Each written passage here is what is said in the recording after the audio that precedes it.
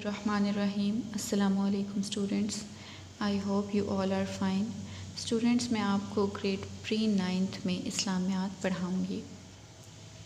Students, ہم پڑھ رہے تھے سورۃ انفال۔ آج ہم نے آغاز کرنا ہے الدرس الثانی اول، یعنی سورۃ انفال کی آیت نمبر 29 سے 37، 29 تا 37۔ آج ہم اس کی پہلی دو آیات پڑھیں گے، یعنی آیت نمبر 29 اور 30۔ بسم اللہ الرحمن الرحیم۔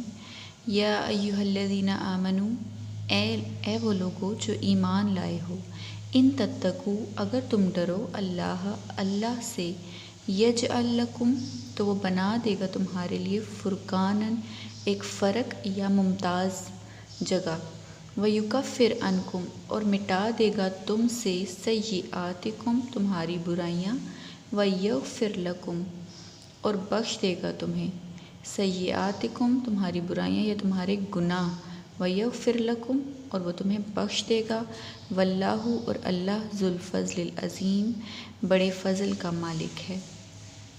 وَإِذْ يَمْكُرُ، اور جب چل رہے تھے، بِکَا، تمہارے لیے، الَّذِينَ كَفَرُوا، وہ لوگ جو کافر ہیں، لِيُثَبِّتُوكَ،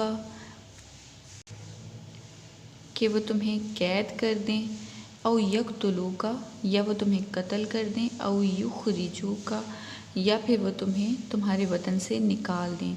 یعنی وہ لوگ جب تمہارے خلاف چال چل رہے تھے کہ یا تو وہ تمہیں قید کر دیں، یا تمہیں قتل کر دیں، اور یا پھر تمہیں اس شہر سے نکال دیں۔ وَيَمْكُرُونَ، اور وہ چال چل رہے تھے ادھر، وَيَمْكُرُ اللَّهُ، اور ادھر اللہ چال چل رہا تھا، وَاللَّهُ خَيْرُ الْمَاكِرِينَ، اور اللہ سب سے بہتر چال چلنے والا ہے۔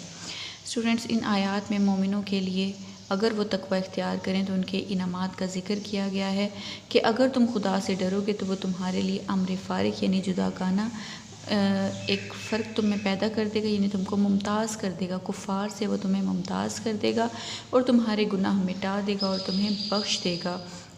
اب یہاں پہ یہ ذکر اس لیے کیا گیا ہے کہ سوائے نبیوں کے اور فرشتوں کے کوئی بھی ایسا نہیں ہے جس سے گناہ نہ ہوتے ہوں۔